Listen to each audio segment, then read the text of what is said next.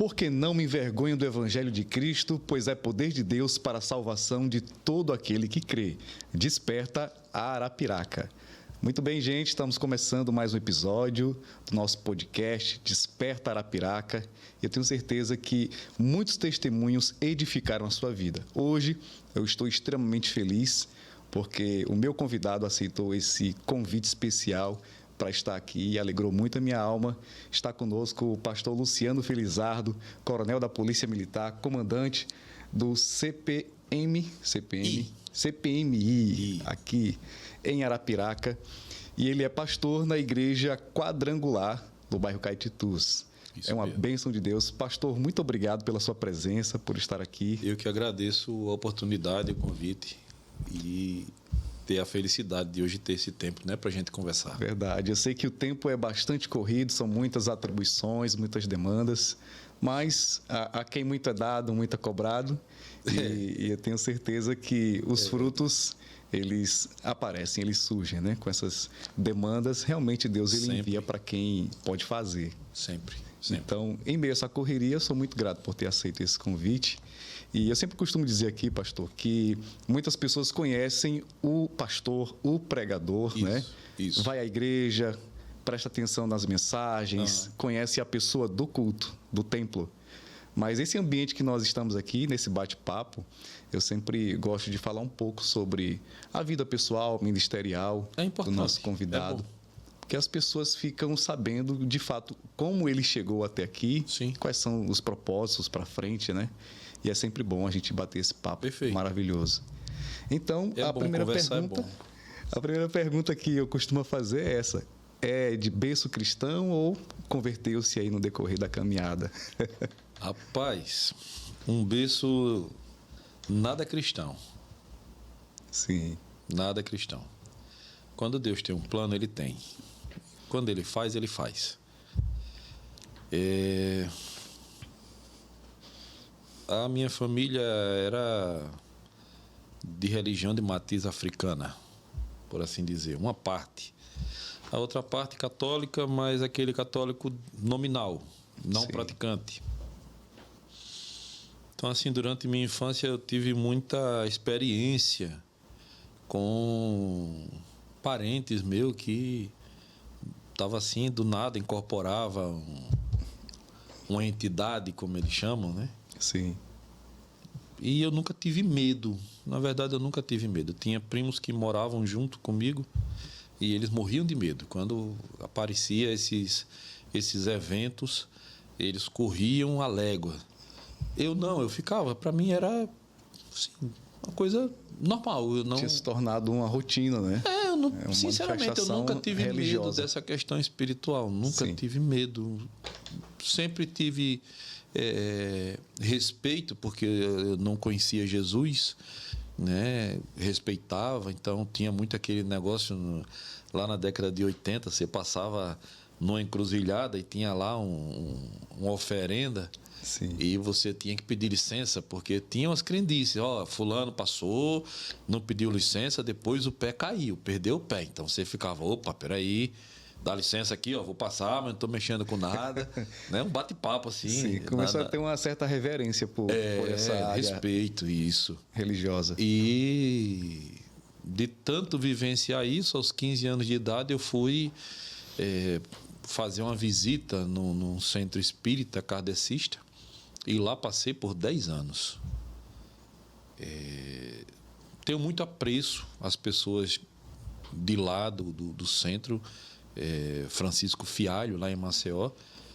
Muito apreço mesmo, independente da religião, mas pelas pessoas. Fui muito bem acolhido. E esse acolhimento me fez entender que eu tinha encontrado Jesus. E nesses 10 anos eu busquei me aprofundar no conhecimento kardecista, de modo que eu já dava palestra, eu já cuidava de reuniões, nos sábados tinha coleta de alimentos para dar para as pessoas idosas, enquanto isso as pessoas estavam ali sendo doutrinadas no kardecismo. Isso tudo em Maceió? Tudo em Maceió. E eu participava das coletas, eu participava da seleção, de alimento. Eu participava da linha de servir, de botar os alimentos. Depois comecei a dar as palestras para as pessoas idosas, fazer visitas para essas pessoas. E eu tinha certeza que tinha encontrado o meu lugar, o lugar certo. Acontece que no curso de formação de oficial que eu fiz, foi a primeira turma do vestibular, e o comando, o alto comando da Polícia Militar entendia que precisava de um cuidado a mais conosco. E para tirar todo o trejeito de civil, nos colocaram 3 anos em internato. Os 3 anos internados. Então eu cumpri pena. Poder ir para casa, né? Além do réu primário. Hoje é um pouco flexível, se, né? Se a gente fosse falar no direito, né, a detração penal, eu já tinha direito a uma pena de 3 anos. Eu 3 anos já teria pago. Era uma reclusão mesmo a formação. Era. A gente saía na sexta à tarde, voltava no domingo à noite. Se não tivesse sido anotado por qualquer bobagem, quando eu digo bobagem, é bobagem mesmo. Tudo era motivo. Eu cheguei a ser anotado uma vez porque eu estava mexendo em forma e eu fui retrucar e dizer para o tenente que eu não estava em forma, que eu estava doente. Eu estava com febre na cama, de cama, não entrei em forma. E ele falou, mas você estava com febre, na cama você estava se mexendo. Então você está anotado, né? Então, era o agasalha, né? É o famoso agasalha. Essa clausura de 3 anos causou um distanciamento do kardecismo.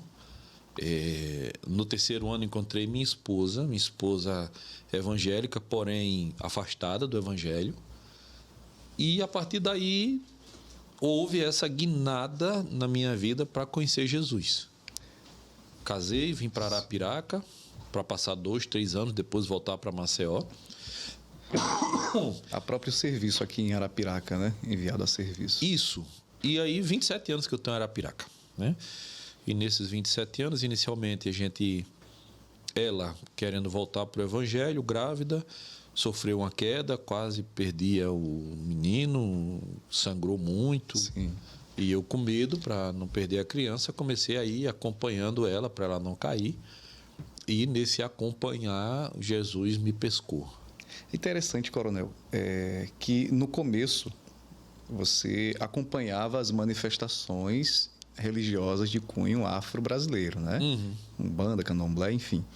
E a passagem para o espiritismo já era um pouco diferente, mesmo muito sendo considerado uma religião espiritualista, abordava mais sobre Jesus, sobre os evangelhos, né? Sim. Então foi o primeiro contato, de fato, com a história de Jesus. Isso. Só que é uma história de Jesus seletiva. Os kardecistas, eles têm um coração muito grande, porém eles se fixam em coisas que a Bíblia condena. E aí é muito importante que a gente deixe isso claro, né? Eu não condeno os kardecistas, porque enquanto kardecista eu buscava ter amor pelas pessoas. Porém, os ensinamentos, a doutrina, ela é falha. Porque quando você chega, por exemplo, na reencarnação, você nega a graça de Cristo. Sim. Você nega o sacrifício da cruz. Seria uma autopurificação. Uma autopurificação. Então, salva-te a ti mesmo, né? Você vem e volta, e aí você vai se salvando, você vai se melhorando. Então, você não precisa de Jesus. Jesus é uma referência moral. Sim. E não a referência de salvação. Perfeito. E ao chegar aqui em Arapiraca, mesmo com esses 3 anos do curso, né, de distanciamento do Centro Espírita, ao chegar aqui chegou a desenvolver atividades no Centro Espírita? Cheguei a tentar. Ainda procurei alguns aqui. Acho que dos maiores que a gente tem em Arapiraca, eu procurei 3. Mas não me sentia à vontade. Não era a mesma coisa. Não era. Em um tinha umas luzes vermelhas para lá, eu já nem entrei. Então não era por conta só das amizades, mas era uma abordagem religiosa que era diferente da que também tinha encontrado. Também, porque onde eu frequentava, como eu disse, o Francisco Fialho, o pessoal era muito pé no chão.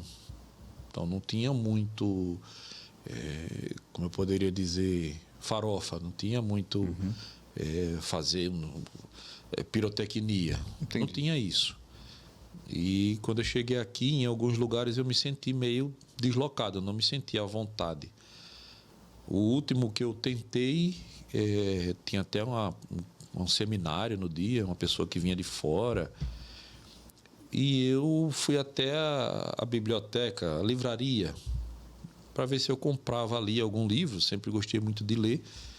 E a partir daquele livro eu conseguia manter contato com o pessoal, conversar, mas no linguajar espírita parecia que eu estava desencarnado.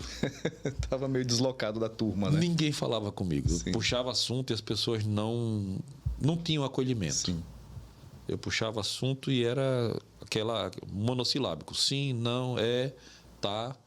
E aí eu parei, comprei o livro, sentei no meu lugar, terminei. Antes de terminar aquilo ali, eu já não estava me sentindo à vontade no ambiente, eu saí. E a partir de então não retornei. Então eu ia, quando ia para Maceió, por exemplo, visitar minha mãe, visitar minha família, minha avó, meus tios. Quando dava, eu ia. Mas aí cada vez ficou mais espaçado, né? Cada vez ficou mais distante entre uma ida e outra, e ao mesmo tempo a chegada no Evangelho ela foi se tornando mais frequente. Ganhei uma Bíblia da minha sogra e reclamei com ela quando eu ganhei a Bíblia, que eu disse a ela: a senhora sabe que eu tenho a minha fé e não vai ser essa Bíblia que vai mudar, porque ela fala exatamente o que eu vivo. Sim. E era o que eu vivia, mas não era o que o Espiritismo dizia. Porque utilizam, por exemplo, algumas passagens de Lucas para tentar justificar a reencarnação. Então era seletivo, né? É uma exegese seletiva. Exatamente. É uma abordagem muito seletiva em temas muito específicos e que quando você olha na abordagem, na hermenêutica, realmente, no contexto geral e até no contexto imediato, não se referem à reencarnação. Se refere, por exemplo, ao batismo com o Espírito Santo, se refere à separação entre o seio de Abraão e o Hades. Uma comparação também em relação a atitudes, né? Esse é o Elias que havia de vir. Isso. Ele tem uma atitude semelhante a de Elias. Isso, e não é mas aí lá no Kardecismo diz que... não, diz que João Batista seria a reencarnação de Elias. E aí quando você vai ler 1 Reis, 2 Reis, no início de 2 Reis, né? Segundo livro de Reis, aí você verifica que Elias não morreu. Foi arrebatado. Isso, exato. Então, se ele não morreu, como João Batista seria a reencarnação? Exato. Né? Então tem essas brechas, né? Tem. Teológicas. Por exemplo, tem um livro kardecista, há 2000 anos, eu acho. Eu acho que o nome é esse. Há 2000 anos. E relata o tempo de Jesus e algumas... São histórias transversais a Jesus, de personagens que a Bíblia, quando cita uma vez assim, não tem uma importância, e se pegam justamente esses personagens para, a partir dali, contar histórias.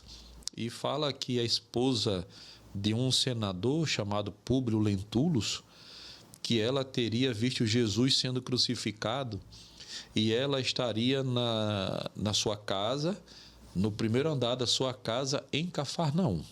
E dali ela olhava e via Jesus crucificado em Jerusalém. E eu, muito curioso que sou, fui procurar na geografia bíblica onde estava Cafarnaum e Jerusalém. E me choquei quando eu vi que a distância de uma para outra é de 120 quilômetros. Era a famosa Galileia Judéia, né? É como se ela estivesse aqui em Arapiraca e do primeiro andar da casa dela ela visse Jesus crucificado em Maceió.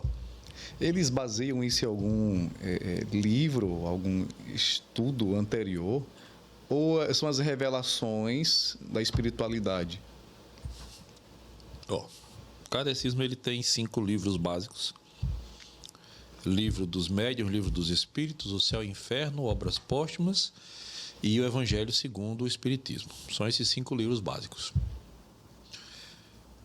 O Livro dos Médiuns, Livro dos Espíritos, o autor seria chamado Espírito de Verdade e não Espírito da Verdade, Espírito de Verdade. O Espírito da Verdade é o Espírito Santo. Mas aí quando você muda uma letrinha, já dá um... Parece a mesma coisa, mas não é. Então, espírito de verdade. E esse espírito de verdade é que teria guiado as respostas, e a partir dessas respostas, através de uma psicografia, que teria sido escrito esses livros. Só que quando você olha, mais uma vez eu digo, você olha na Bíblia, não bate. Não bate. Por exemplo, eles não olham o Antigo Testamento. É só o Novo Testamento. Uhum. Só que se você vai na Bíblia e você alcança na Bíblia o Antigo Testamento, todos os livros do Antigo Testamento apontam para Jesus. É a tipologia, né? Então não existe evangelho sem Antigo Testamento. Qual a Bíblia que Jesus lia? O Antigo Testamento. Antigo Testamento. Jesus não leu Paulo escrevendo aos Romanos. Ele leu Eclesiastes. Ele leu os Salmos. Ele leu Zacarias. Ele não leu Carta aos Hebreus. Ele não leu Apocalipse. Ele leu Daniel. Perfeito, sim. Ele leu Daniel. E tudo que Jesus tirou na sua teologia de amor, ele tirou do Antigo Testamento. Mas, como no Antigo Testamento tem muita coisa que invalida e impossibilita o kardecismo, então eles aboliram o Antigo Testamento e dizem usar só o Novo. Só que no Novo Testamento, em Hebreus, no capítulo 9, versículo 27, diz que ao homem é dado o direito de nascer apenas uma vez, e após isso segue-se o juízo. Exato. Então um versículo só já acaba com Desmontou. tudo. Desmonta um versículo, desmonta. Doutrinária. Então o poder da Bíblia é assim inigualável. Inigualável. Um versículo muda uma história. Perfeito. Né? Se você olha, por exemplo, Martinho Lutero, ele entendeu a necessidade de uma reforma através de Romanos. Quando ele leu lá que o justo viverá da fé. Ele falou, poxa, se é da fé, por que tem indulgência? Se é da fé, por que eu tenho que pagar por quem já morreu para salvar essa pessoa e pagar por mim para ser salvo se eu sou salvo pela fé e não pela indulgência? Foi um despertar, né? Foi um despertar. E Lutero já estava no segundo doutorado, já era professor. Professor, na universidade. Quando ele pôde ler Romanos. Perfeito. Então, pastor, ao chegar aqui em Arapiraca, foi se familiarizando com o Evangelho, a convite da esposa, da família da esposa. Ganhou a Bíblia da sogra. Ganhei a Bíblia da sogra. E como foram as primeiras idas à igreja, essa sensação de estar em um ambiente diferente? Diferente e esquisito. Por quê? Existe a teologia do culto. Né? Existe um ritual no culto, não um ritual, senta, levanta, faz isso, aquilo, outro, mas existe uma ritualística, existe uma sequência. Sim. E como a minha esposa sabiamente me ganhou para Jesus sem palavras, ela via que eu não estava achando interessante aquele tipo de culto, então ela dizia, semana que vem tu vai visitar tal igreja, dizendo que era para ela, que ela queria visitar. Mas ela te conhecia e sabia. Mas ela sabia e eu era muito crítico. Sim. Graças a Deus agora com o tempo diminuiu um pouco. Um pouquinho. Um pouco, mas sempre fui muito crítico, então... não vou citar nome, denominação, mas a gente chegou numa igreja, estava com um mês que a gente estava indo nessa igreja, e uma noite de domingo, igreja cheia, o pastor abre a boca para falar de 2 irmãos que tinham saído daquele ministério e ido para outro ministério. E ele começa a chamar aqueles irmãos de traidores. Aquilo me pegou. Eu falei, por que eles são traidores? Porque eles saíram dessa igreja? Porque eles foram para outra? Então, essa é a perfeita? E a outra é inimiga dessa? Como assim traidores? Porque mudou de denominação? Então não existe amor.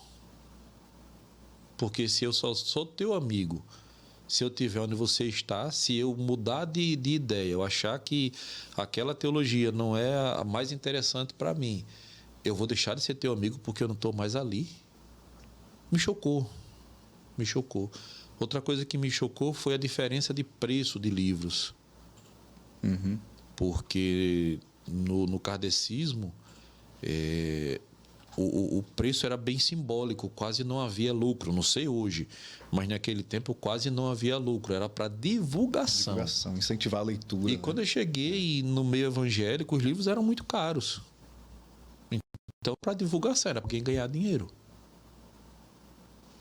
E já não era uma cultura muito grande de leitura, né? Não. Porque o pessoal era muito simples, os convertidos à época. Isso. Hoje que está se socializando mais. Isso. Então, mais um motivo para que o preço fosse mais barato. Para que estimulasse estimular mais. A leitura deles. Mas havia uma diferença.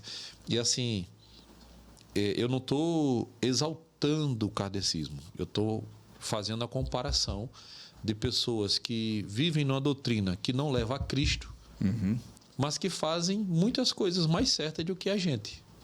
E quando eu digo a gente, eu não me refiro eu e você. Eu digo ao sistema religioso evangélico. Sim, perfeito. Né?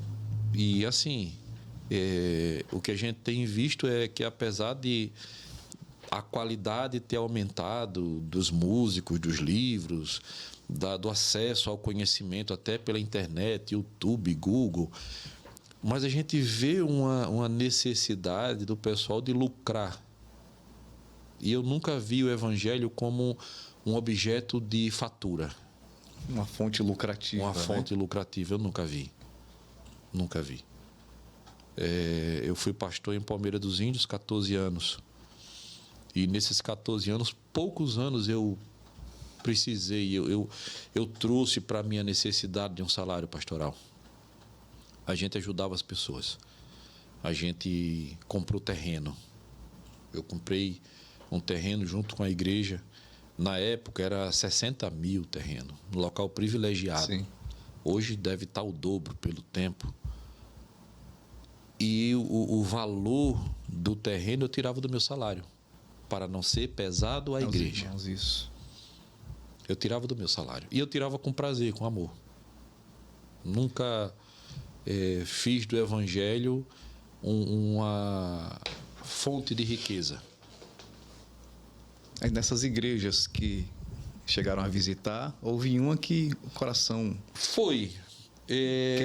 Chegamos na Quadrangular e o pastor Paulo Barroso, saudoso, está na glória, homem muito sábio, pregava ali sobre feitiçaria. Pregava sobre quem não ia herdar o reino dos céus. E aquilo para mim foi um choque. E a igreja Quadrangular é uma igreja pentecostal, né? Então, já se deparou com algo que não é só apenas um discurso. Exatamente. Era diferente. E mais, quando ele começou a falar e bater mesmo de frente, assim, questão de salvação, eu comecei a debater com ele. Murmurando. E a minha esposa do lado. Sim. Para. Eu, não, mas esse cara tá errado. Isso aí não é verdade. Eu não vou pro inferno, não. Quem já viu dizer que eu vou pro inferno? E eu não sou feiticeiro, não. Quando ele terminou o culto, ele veio em direção a mim. Sim. Pegou a Bíblia que eu estava, que foi a que a minha sogra tinha me dado de presente. Pediu licença, apertou minha mão, desejou a paz. A minha brabeza foi toda embora. Paz. Você me empresta a sua Bíblia? A palavra branda dizia o furor. Você me empresta a sua Bíblia? Emprestei a Bíblia. Ele pegou algumas páginas da Bíblia e ele começou a dobrar no meio. Ele entregou a Bíblia e falou: olha, essas páginas que eu dobrei, quando você chegar em casa, quando você puder, dê uma lida nelas. Cheguei em casa, fui nem jantar. Peguei a Bíblia, botei em cima da mesa, fui olhar o que é que ele tinha dobrado. Tudo que ele falou estava na Bíblia. Ele não estava falando nada dele. Não era da vontade dele. Ele estava só passando o que a palavra falava. Aí eu entendi, peraí. Não é o pastor que está dizendo que eu vou para o inferno, é a Bíblia. É a Bíblia. E ali eu comecei assim, a cabeça deu meio que uma rodada ali, uma guinada, e eu comecei a fazer comparações. E essa é uma curiosidade boa, né? É como Sim. a prática dos bereanos. Paulo pregava, mas eles iam conferir se de fato estava escrito assim. Exato. Porque muita gente acredita cegamente. Exato. Ouve uma coisa e não vai procurar, não vai se aprofundar Klaus, para crescer. eu pegava os livros do Espiritismo que tinham citações da Bíblia, principalmente o Evangelho segundo o Espiritismo, eu colocava na mesa e a Bíblia colocava na mesa, os dois abertos. E eu começava a ver o que o livro, o Evangelho segundo o Espiritismo, falava a respeito daqueles tópicos que ele discorria.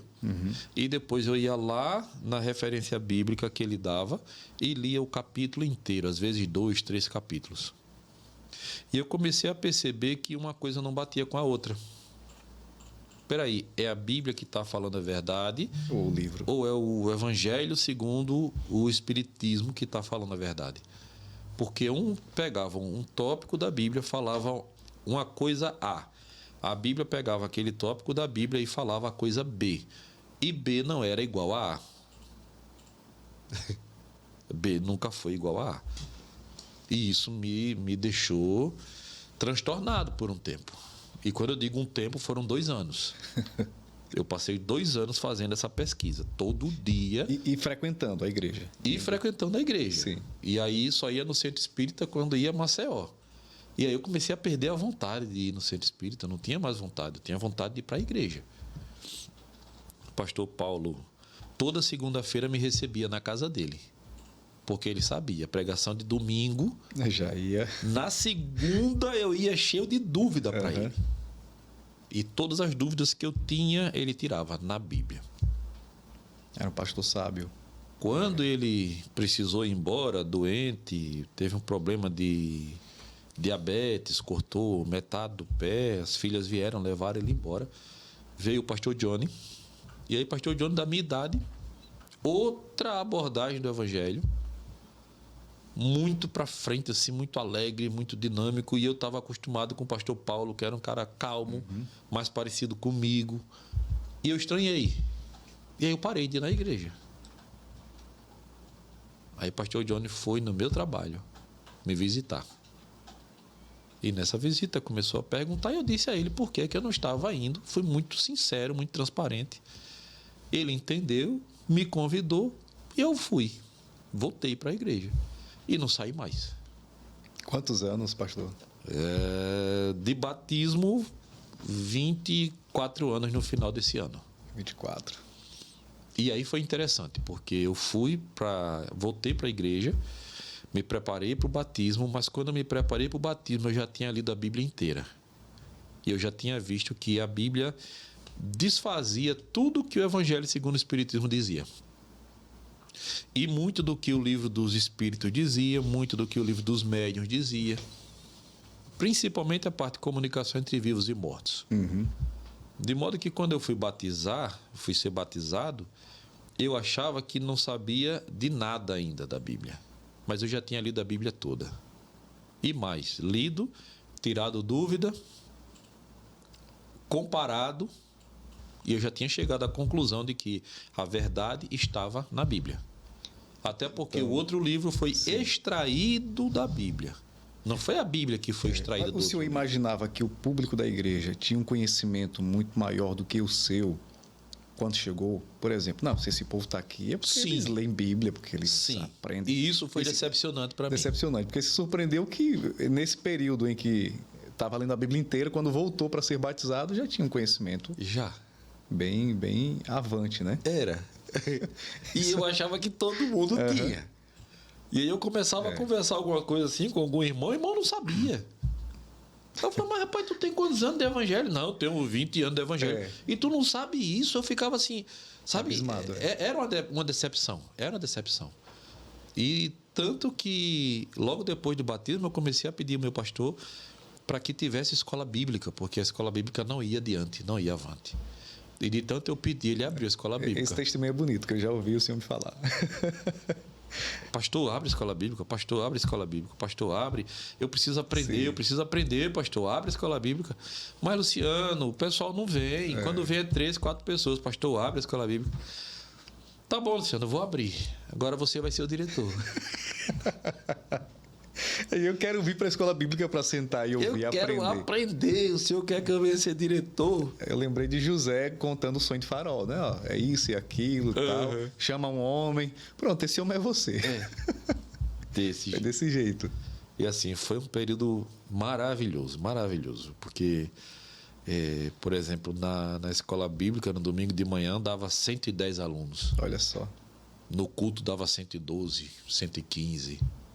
Foi tempo áureo, né? E conforme a escola bíblica avançava, a igreja avançava também, crescia. Perfeito. Também. E aí, com 3 anos de batismo, me mandaram para a obra. Palmeira dos Índios? Palmeira dos Índios. Palmeira. 3 anos de evangelho. Só que contando os dois, 5, né? Mas de batismo, 3 anos. E aí foi um choque também, porque o pessoal do Centro Espírita, nos últimos tempos, eles tinham dito, confessado para mim, que eles estavam me preparando para ser o sucessor, o futuro presidente daquele centro. Eles vislumbravam isso, né, na sua capacidade. E é interessante que nesse tempo eu reclamava, assim, eu achava ruim, porque você está num centro espírita e não ser médium é meio esquisito para quem está no meio, porque as pessoas querem. E eu não tinha mediunidade nenhuma. E aí eles me explicaram, é porque quem vai ser presidente de centro não pode ser médium. Alguém tem que estar sóbrio o tempo todo. Incrível isso, né? Só que trazendo hoje para a visão espiritual que eu tenho hoje, é aquela história assim, ninguém toca nos ungidos do Senhor. A gente não sabe, mas Deus sabe. Eu não sei espiritualmente o que é que diferencia a gente de outras pessoas. Mas espiritualmente existe alguma diferença. E essa diferença é bem visível. Sim. Bem visível, porque se você for olhar a tua história, a minha história, a história dos pastores de uma maneira geral, em algum aspecto vai ter uma semelhança. Sofrimento. Superação. E Deus é quem prova, né? Porque muita gente pensa o seguinte: para ele é fácil. Para ele foi fácil porque ele já era um oficial da polícia, já tinha portas abertas. Onde chegasse, as pessoas parariam para ouvir. E muita gente se engana, né? Se engana. Porque Deus sabe provar, independente da origem da pessoa. Então, enfrentou essas mesmas lutas, indo para Palmeira dos Índios. Enfrentei porque eu não tinha experiência no pastoreio. Eu não tinha experiência nem em ser crente, de verdade. 3 anos, não dá para... Né? Ainda é praticamente um novo convertido. Mas Deus quis assim. E assim foi. Muita coisa eu aprendi na prática, na obra. Eu lembro de um episódio assim, tragicômico, de uma irmãzinha que ela tinha um problema espiritual muito severo e ela era amante de um policial, lá em Palmeira dos Índios. Menina nova. E ela foi para a igreja sem esperança de nada e quando chegou na igreja, num dia de oração, eu nem estava. Manifestaram-se alguns demônios nela e os irmãos não estavam conseguindo expulsar. E me ligaram 11h30 da noite, eu assustado, que foi que houve? Roubaram a igreja. Sim. Não, é que a gente está aqui desde 7h30 tentando expulsar esses demônios dessa menina e a gente não consegue. Aí eu falei, bota aí no Viva Voz. Rapaz, expulsar demônio pelo celular, rapaz. Mas é a fé. E a gente expulsou. Só que... Ele não precisa nem vir aqui debaixo do meu telhado, basta só uma palavra, né? Fé, invisível. Aí o que acontece? Eu falei, amanhã à tarde, vocês vão para a igreja, diga essa menina que vá para a igreja, eu vou chamar outro pastor para ir com ele, porque esse caso aí é pesado. 4 horas tentando expulsar e não conseguiu. Sim. Eu e o outro pastor, meu amigo, pastor Lorival, da Quadrangular de Traipu, passamos 1 hora em revezamento. E onde é que está o tragicômico disso? É que eu era mais tenente do que pastor. Estava forjado no fogo. Meu irmão, eu expulsei o primeiro demônio. Saiu. Eu pensei, foi fácil. Quando ela caiu, ela levantou a cabeça, olhou para um irmãozinho que estava lá e marcou carreira. Vou lhe matar.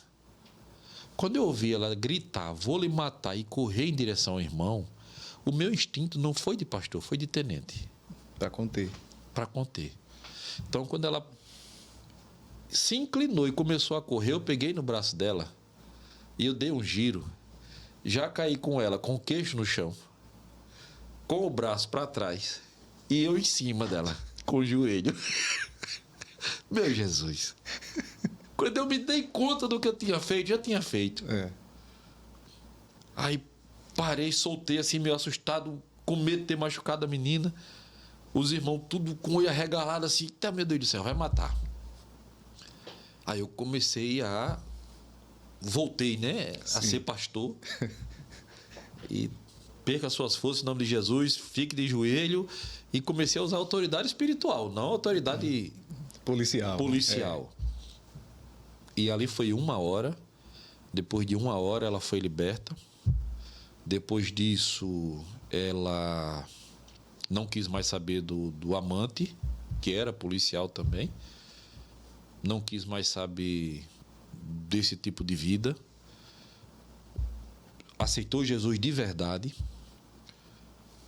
Trouxe ela junto com a minha esposa. A gente já passou quase 1 mês na minha casa, porque ela não tinha onde morar. Porque o lugar onde ela vivia era pago pelo amante. No momento em que ela não quis mais o amante, ela não tinha mais onde morar. Ela não podia voltar para casa porque estava jurada de morte pelo pai. Sim, que eles sabiam dessa vida. Ele não aceitava essa vida dela e tinha jurado que no dia que encontrasse com ela ia matá-la. E ele era de fazer isso. Sim.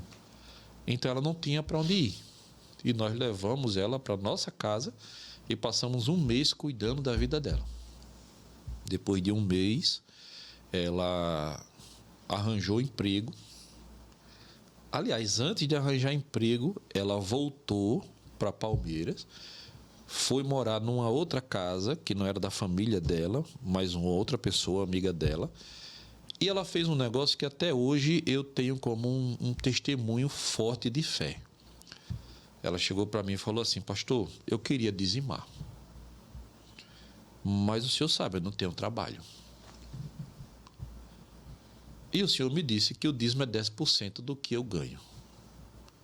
Eu posso dizimar sem trabalhar. Eu posso dizimar só envelope.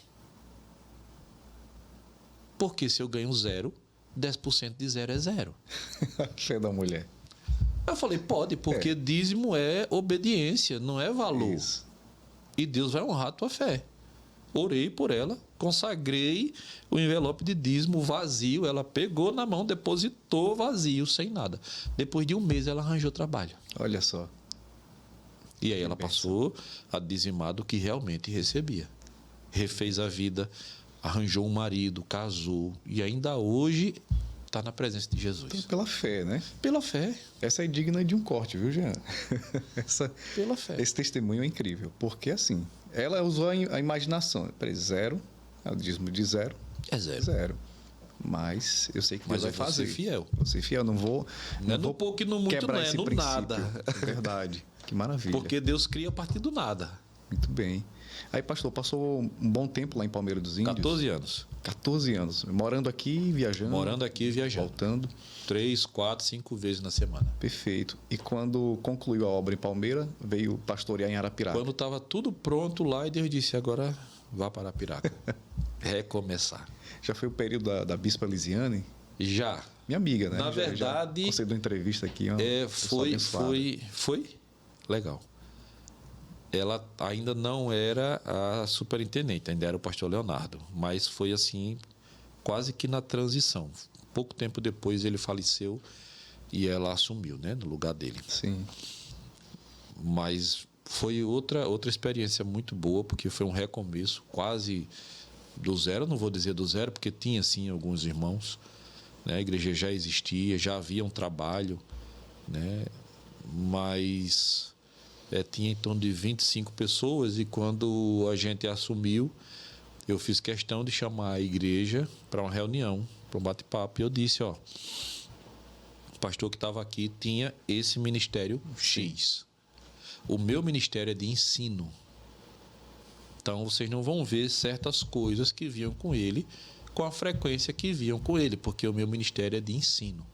Agora, se vocês quiserem aprender a Bíblia, se vocês quiserem viver a palavra, quiserem viver na presença de Jesus, sabendo o culto racional, aí vocês fiquem comigo. E aí, no culto seguinte, eu estava com 14 pessoas. De 25 para 14, né? 9 já correram.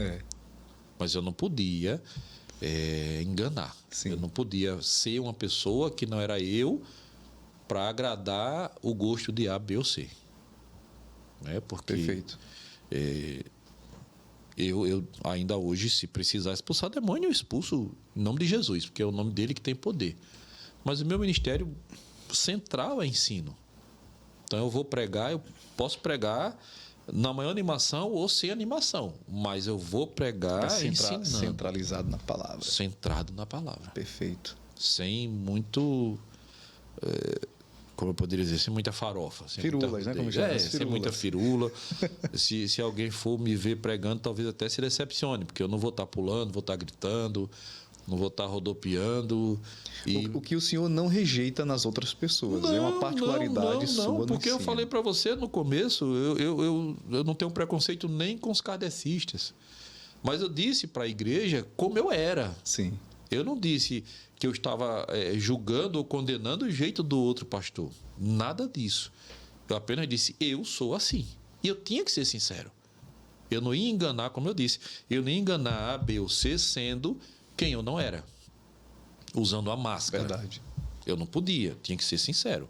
Se a palavra de Deus é a verdade, como é que eu vou entrar com máscara? Né? Mas sempre há um público que deseja esse Sim. tipo de abordagem. Eu vejo como a plenitude do Evangelho. Né? Até a forma como se vai abordar, existem pastores mais efusivos, outros mais centrados, mais posturados, mas isso também é para que algumas pessoas sejam alcançadas pelo Evangelho. É porque a graça de Deus é multiforme. Verdade. Isso é perfeito na palavra. Não é a lei. A lei é a lei. É assim, assim, assim.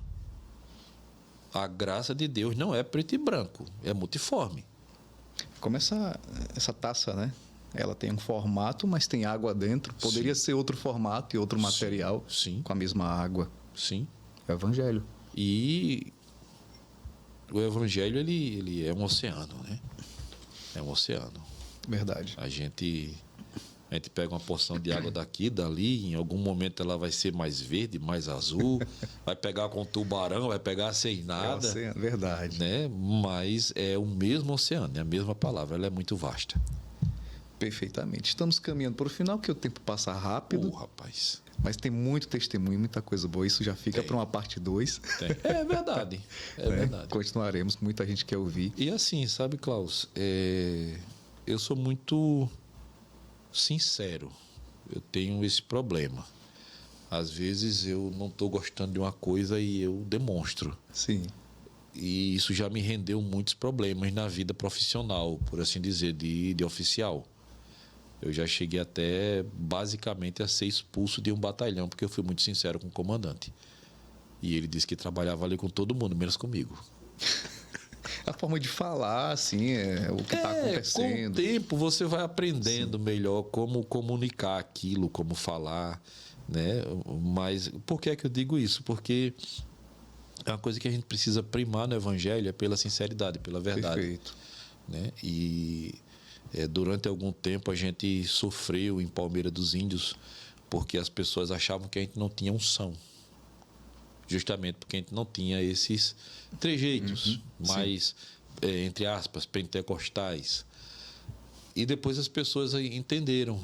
Quando começou a aparecer os sinais, começou a aparecer cura, né? Em nome de Jesus, pessoas sendo libertas. Teve um caso de uma irmã que chegou, eu quando cheguei na igreja, ela já estava endemoniada. Um irmão tentando expulsar os demônios e não conseguia. Aí aquilo tocou no meu coração, pedi a ele que saísse, eu fui, orei por ela, expulsei o demônio em nome de Jesus e pedi que ela ficasse de pé. E eu não sabia por que eu estava pedindo isso. Sim. E ela ficou de pé e a mãe começou a chorar. Sim. Eu falei, ela está chorando porque a menina foi liberta. Foi liberta. E aí a mãe dela veio falar comigo, a primeira vez que ela estava indo na igreja, e a mãe dela falou assim, ela não conseguia andar. Ela tinha um problema no joelho que ela só andava curvada.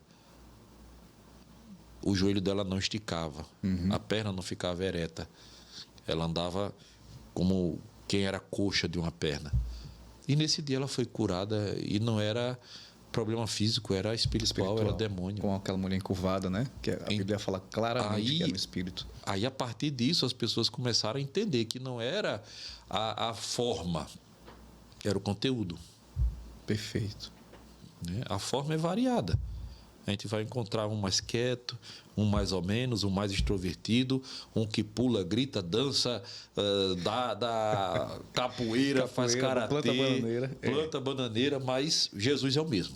Que bênção. Eu lembro de um professor universitário, ele me falou, eu à época era um presbítero em Aracaju, ele me disse, olha, eu me simpatizo muito com o Evangelho, com a Bíblia, com as pregações. Eu só não consigo estar na igreja porque vocês evangélicos estão 2, 3 vezes na semana. Para mim é impossível, eu não consigo. Então, se for para ir só uma vez ou outra, eu nem vou. Então, ele falou isso na sinceridade, né? Se simpatizava mais a forma como os crentes cultuam, as frequências na igreja. A intensidade não era comum para ele, não era para a realidade dele. Então, eu entendo que até para essa pessoa haverá um espaço em que ele vai ter uma compreensão melhor, uma aceitação maior. No momento em que ele entender que também ele não precisa ir todos os cultos, que não é o culto que salva, é o sangue de Jesus derramado sobre a nossa vida, e ele começar a ir uma vez na semana, uma vez no mês, é começar. É o começar, né? Que é o mais difícil para as pessoas. De vez em quando eu falo para alguém assim, se experimente Jesus durante 30 dias, sem compromisso emocional. Só experimente. Experimente. E depois você me diga se é melhor com ele ou sem ele. Perfeito, maravilha. Jesus, ele sabe como se aproximar de cada um, até de quem não tem tempo. E vou te dizer, a rede social veio trazer um negócio interessante, mostrar que todo mundo tem tempo. Verdade, porque o tempo de rolar os vídeos aqui, né, aleatoriamente. Todo mundo tem tempo. Perfeito. É questão de prioridade. Mas para aqueles que realmente não têm tempo, Jesus ele não só entende, mas ele trata com eles. Diga a esse rapaz aí que ele vá uma vez na semana, uma vez no mês, mas ele vá. Mas vá. Perfeito. É igual a caminhada. Como é que você faz para caminhar 40 quilômetros? Começando com o primeiro. Dá o primeiro passo, depois o segundo, depois o terceiro. Não quer dizer que você vai correr uma maratona. Há quem corra. Não quer dizer que você vai caminhar os 40 quilômetros sem parar. Há quem caminhe. Mas é começar. Começar. Pastor, para nós finalizarmos, eu queria saber do senhor como que o senhor consegue conciliar esse tempo, sendo o pastor da Igreja Quadrangular, no Caetitus, sendo um esposo, um pai, um comandante, né, de um colégio militar, da qual meu filho também estuda lá, traz excelentes referências. Então, como conciliar tudo isso e como está a vida hoje do pastor Luciano? Tem se sentido realizado no que Deus tem feito ou tem muito mais coisa ainda por fazer? Pergunta complexa para pouco tempo. É verdade. Eu vou tentar sintetizar. No início foi bem difícil. Sim. Bem difícil.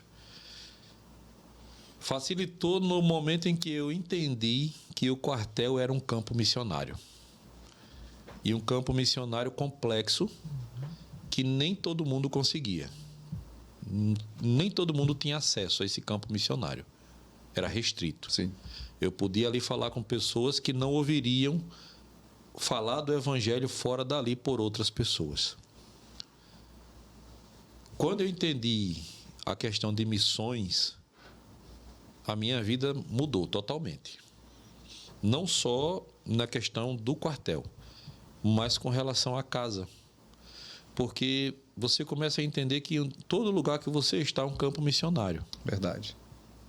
Então, não há uma distinção entre o Luciano pastor, entre o Luciano coronel, entre o Luciano pai, entre o Luciano esposo. Eu sou a mesma pessoa. com meus defeitos, com minhas qualidades. Há quem, às vezes, até no quartel se espante, porque às vezes eu tenho que dar aquele aperto. Como é que pode? O pastor. É, pastor, por isso mesmo. É exemplo, né? Sabe? E às vezes também brincar, eu gosto muito de piada, de contar piada, de ouvir piada. Tem hora que tá tudo sério, eu pego aqui, aí abro um besterol no Instagram de piada e jogo assim no meio do povo e vejo a meninada toda rindo. Eu tento ser eu. Porque às vezes a diferença é que a gente não é a gente o tempo inteiro. A gente tem uma persona. Eu tenho uma persona em casa, uma persona no quartel, uma persona na igreja, Sim. uma persona com a família, com os parentes. Não, eu sou a mesma pessoa. Eu falo besteira, eu conto piada, eu dou bronca às vezes sem nem perceber que eu dei bronca. Aí daqui a pouco, eita, o senhor hoje pegou na minha orelha. Eu falei, eu peguei na orelha de ninguém, rapaz. Mas peguei, né? Então, assim, enquanto eu tentei separar uma coisa da outra, eu não tive sucesso. Eu vivia angustiado, porque eu tinha que ser o que as pessoas achavam que eu tinha que ser. Quando eu entendi que eu tinha que ser o que eu tinha que ser, né? Deus, quando se apresentou para Moisés, disse o quê? Eu sou o que sou. Se eu sou filho de Deus, logo Também. eu tenho que ser o que eu tenho que ser. Que essa resposta foi perfeita. Lógico, eu não vou ser perfeito. Palavra de ser de perfeitos, mas eu ainda não cheguei no nível de perfeição que as pessoas entendem. Sim. A minha perfeição não reside em mim, reside em Jesus. E Jesus habitando em mim, com o Espírito Santo, vai me transformando. E isso é ao longo de uma vida. Não dá para... porque é pastor, vou botar aqui no pedestal o bichinho. Sim. Não faz bobagem, não fala besteira. Não, eu falo. Eu falo. Agora, quando eu vejo que é alguma coisa que não referenda Jesus, alguma coisa que vai ao encontro da palavra, eu refreio minha língua. E se eu não conseguir refrear, depois eu vou orar, pedir perdão. Senhor, me dê sabedoria, porque faltou. Ajude, né? Me ajude, porque realmente às vezes é difícil. Sim. Né? Mas se tornou bem mais fácil quando eu entendi que eu precisava ser uma pessoa só e que todo lugar onde eu estivesse seria o meu campo missionário. Amém. E isso me trouxe paz e tranquilidade na vida, em tudo. E além disso, entender também que nós, enquanto policiais, e bombeiro também, fazemos na terra o que os anjos fazem no plano espiritual. Nós combatemos o mal. Que bom. Nós combatemos o mal. Então, quando eu fico olhando muitas vezes na Bíblia, né, os anjos usando espada, Davi passando para dar a oferta lá na eira de Araúna que ele tinha comprado, e chega, tá lá um anjo pairando no céu com a espada na mão, olhando para Davi invocado. Vai falar, rapaz, eu acho que eu sou igual a esse anjo aí. Eu sou igual a esse anjo. Né? Porque, caramba, Daniel querendo receber a mensagem, quando é que ele conseguiu? Quando houve uma batalha espiritual e Miguel veio e derrotou os principados. Exato. Então, se existe luta espiritual, por que não tem a luta física? Agora, logicamente, sem ódio no coração, sem ódio por ninguém, sem odiar o outro, porque bandido bom é bandido morto. Gente, não. Bandido bom é bandido convertido a Cristo. Amém. Que aí ele deixa de ser bandido. Né? Nunca levar nada para o lado pessoal, nunca ter pessoas como minhas inimigas. Sei que não vou agradar todo mundo, mas paciência. Né? Paciência. E assim, ter a certeza de que o que eu fizer, eu vou buscar fazer o melhor para melhorar a sociedade, seja no aspecto policial, agora, graças a Deus, nesse momento de colégio, que é um momento totalmente novo, como também enquanto pastor, né? Levando as pessoas a uma transformação através da presença de Jesus na vida delas. E fico grato pela oportunidade de estar aqui. Realmente o tempo passou rápido. E poucas palavras são eternizadas, né? Pela internet. E quando quiser chamar, a gente está aqui à disposição. Para a parte 2. Pastor, muito obrigado mesmo. Eu que agradeço mais uma vez a oportunidade e usar esse megafone aí. Gostei dele. Esse é um privilégio nosso, viu? Recebê-lo e ouvir cada testemunho maravilhoso. Esse megafone aqui a gente usa na... Deixa eu ver se ele está apto aqui. Já para... Ó. Glória a Deus. Aí eu começava dizendo, porque não me envergonho do Evangelho de Cristo. Aí tem, ó. Opa! Aqui chama a atenção. Mas essa sirene é do bombeiro ou da polícia? Ela serve só para evangelizar mesmo, para os dois. É. Então, pastor, por gentileza, nos eleve a Deus em oração. Nós agradecemos. Vamos orar. Em nome de Jesus. Em nome de Jesus. Meu Deus e meu Pai, eu te louvo, te bendigo. Tu és maravilhoso. Amém, Jesus. A tua graça maravilhosa que nos resgatou da vida do erro, da vida da perdição. A cada um de nós, diante de cada obstáculo que nós tivemos, o Senhor esteve conosco, nos resgatou, nos redimiu. Amém, Jesus. Eu te agradeço pela tua presença neste lugar, neste canal, através da internet, nesse momento, pelo podcast.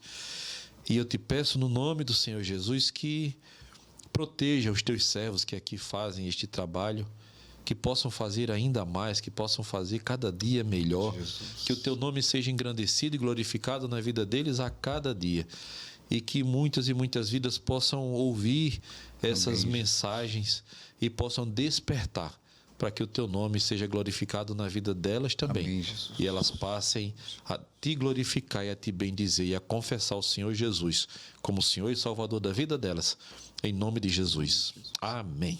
Amém. Graças a Deus. E até o próximo episódio do Desperta Arapiraca. Até mais. Fique com Deus.